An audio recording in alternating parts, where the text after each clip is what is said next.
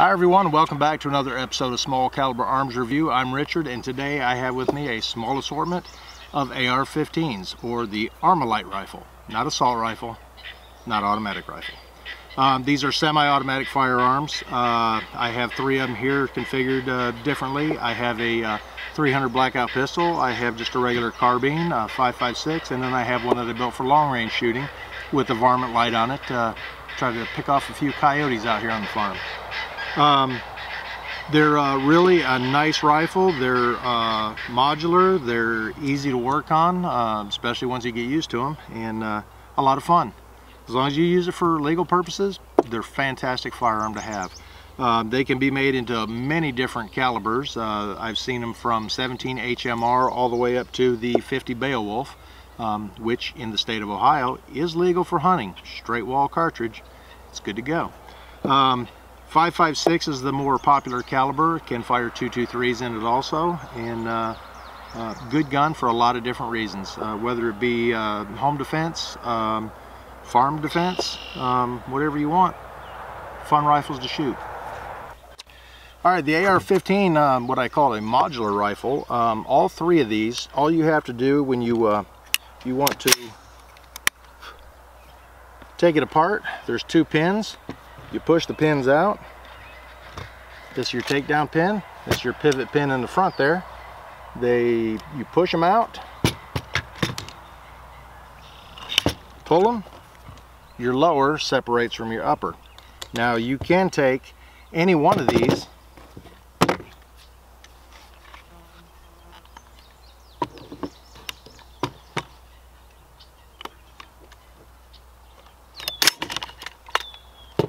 and interchange the uppers with the lowers, except for the pistol, because the ATF for some reason says if you have a barrel less than 16 inches long, it becomes a pistol. Now this lower is identical to these two lowers, the upper is not, but Uncle Sam wants you to pay $200 more if you want to attach this to one of these, because this has a buttstock.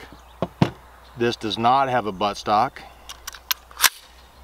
This is just a stabilizer or a cover on the buffer tube. You can stabilize it against your cheek when you go to fire it, just so you can keep your eyes lined up with the sights. It's a little hard to hold it way out there and get a good sight picture with it, but they do make an arm stabilizing brace that hits up against your forearm that helps hold a little easier. But like I said, Uncle Sam wants $200 for you to put a bump stock on this because the barrel's less than 16 inches long. Now this has an A2 stock on it. I can take the regular carbine, push the pins back up on it. Now it's just a carbine with a non-collapsible stock on it, fixed stock on there. This one, this lower does have a collapsible stock on it, just to help fit the shooter a little bit better. When my wife shoots it, she shortens it up a little bit. I put them all the way out, it fits me comfortably. But like I said, they're all interchangeable and fun rifles to shoot.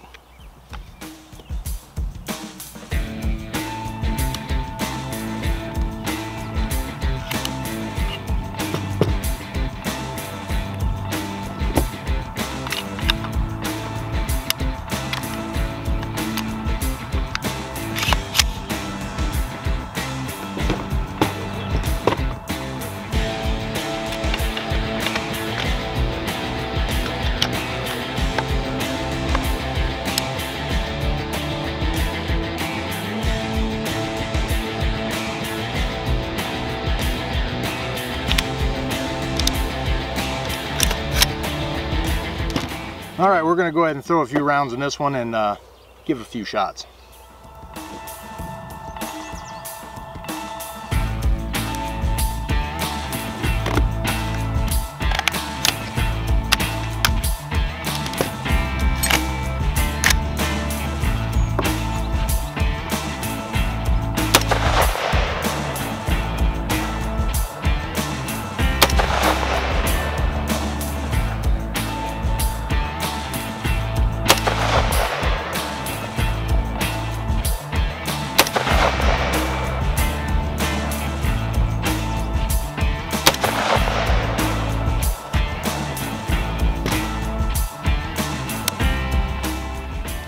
They really are fun rifles. They're really easy to manage. This one I put a bipod on it, varmint light on the front of it. Like I said, this is what I use when I want to go out looking for coyotes at night. You get to hear them around here on the farm, and with the old varmint light on here, I just kick it on with the pressure switch on the side of it, and you can really spot the coyotes. Okay, this particular AR15, just your standard 5.56 NATO carbine. I do have a collapsible stock on it. This one I built just for mostly for testing different loads, but it's still a good, reliable, dependable firearm. Let's get the eyes and ears on. Now this has got open sights on it, so I'm not expecting the same accuracy as I got out of the long range one.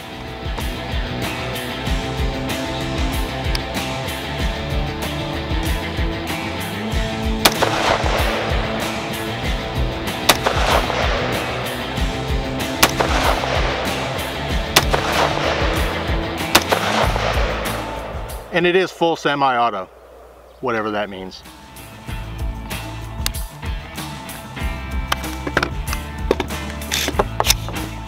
Okay, now we're going to do the 300 Blackout here. This is a pistol because it has a barrel that is less than 16 inches long on it.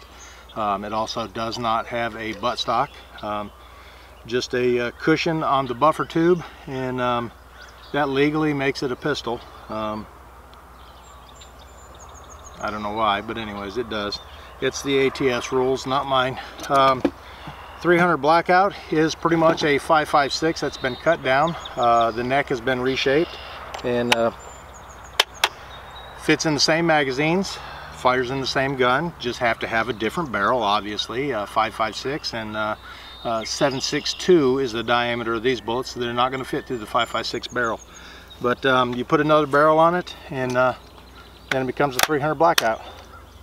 Let's get the eyes and ears on and give this one a try. Now this one is really not made for long distance, that's for sure. It doesn't carry quite the velocity that the 5.56 does. It's still fun nonetheless. Let's give it a try.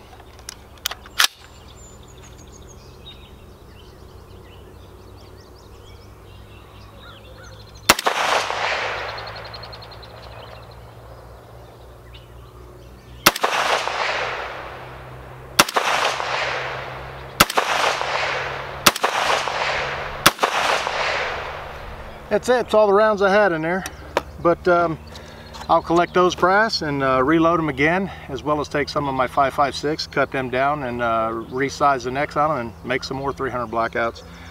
Fun little gun to shoot. Not real practical, but I guess if I was doing some hog hunting or something where I was kind of close range, it would do all right. Let's clean up the mess and talk a little bit more about them. All right, let's take a look at the AR15. Like I said, it's a fabulous platform. It can be adapted to many different calibers, different configurations, different accessories. I mean, you can get everything from a chainsaw to a bottle opener on them, from what I hear. Anyways, I have just a regular standard GI mag in here. Here's your mag release button. Push that, magazine pops out. There are rounds in there, but I have no rounds inside the gun. On the other side here is your bolt catch. Right now I've got the bolt locked open. There's your charging handle. All you do when you put the magazine in there and you want to charge it up and load a round in the chamber, once you've got that on there, hit your bolt release and it slams it around in the barrel, and it's ready to go. To take it down, there's two pins. There's a pin there, there's a pin there. This is your takedown pin. You push it out, reach over on the other side, grab it, and then it'll take it down. You can access your fire control group in there, your selectors in there. The other pin on the front here is the pivot pin. Push that one through. It's a little easier once like that. Push it through a little bit, just enough where you can grab it on the other side. They are captive pins, they will not pull all the way out. Separate your upper and lower, and then to take the bolt out, or your bolt carrier group, that's all you do is you pull it out, your charging handle comes out, you can get in there and clean everything up inside there. You've got access to the end of the barrel there. You can Look all the way through it if you need to. Make sure there's no debris or anything in there. Check out the condition of your barrel. Clean it. Clean up your bolt and everything. You can clean up underneath there your fire control group. There's your hammer, S.C.A.R, your trigger, everything's down inside there. Whatever you do, when you pull that back, don't just pull your trigger and let the hammer slam forward. It'll eventually tear some stuff up there. But just when you go to release it, keep your thumb on it, let it go forward slowly. Your safety selectors right there, fire. Oops, you cannot put it on safe if it doesn't have a round in the chamber. So if the hammer's not cocked back, you can't put it on safe. But anyways, there's your selector. Notice this only has 2 positions on it, fire and safe. I wish it had the third, but that's a whole other ball game there. You can take the bolt itself apart. This is your bolt carrier group. The whole assembly is called the bolt carrier group. Usually what you do is you can take a bullet, and there's a pin down inside there. You can see the end of the pin there. You push that pin just enough to get it started in there. Sometimes you get the tip of the bullet in there, pull that pin out. That lets your firing pin come out. Clean the firing pin up, usually stainless. They get a little oil and dirt and carbon, everything built up on them. Then you push it back in there. You can take your cam pin, rotate that 90 degrees, and then your cam pin comes out. Then you pull the bolt out. There's little gas rings right in here. Those will get a lot of gunk built up on them. Clean those up really, really good, and it'll remain, you know, good and dependable and functional. This is your extractor right here. You can see there's one of these lugs on here that's kind of lower than the rest. That actually, when the round is in there, it actually kind of comes up a little bit. And then there's a pin right there. That is your ejector. Your ejector puts pressure on the round so that when it's pulled out of the chamber, it goes flying. So I wouldn't recommend taking that out. It's a little trickier. There's a roll pin that holds it in there.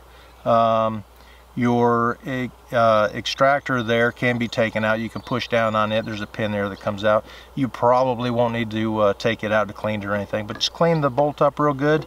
And reassembly is not too difficult either. Sometimes it's a little tricky to get the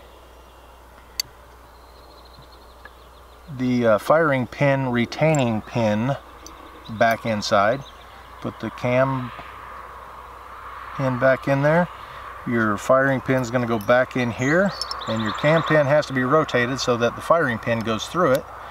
Once you've got that in there, your firing pin retaining pin, this little cotter pin right there, there's a trick to putting it in there. Usually I put it so it's up and down, and then push it in and kind of push down on it as you're pushing it in, because it's got to go through the hole on the other side. And then it's in there. So everything is functional now. Make sure that when you put this in, your ejector is, or your extractor is to the dust cover side, or the ejection port side of your upper, and your ejector pin is the opposite, because that's going to push outward and cause your spent round to flip out of the ejection port there. Alright, when you put this back together, all you got to do is, you'll notice there's a couple little ears here on the charging handle.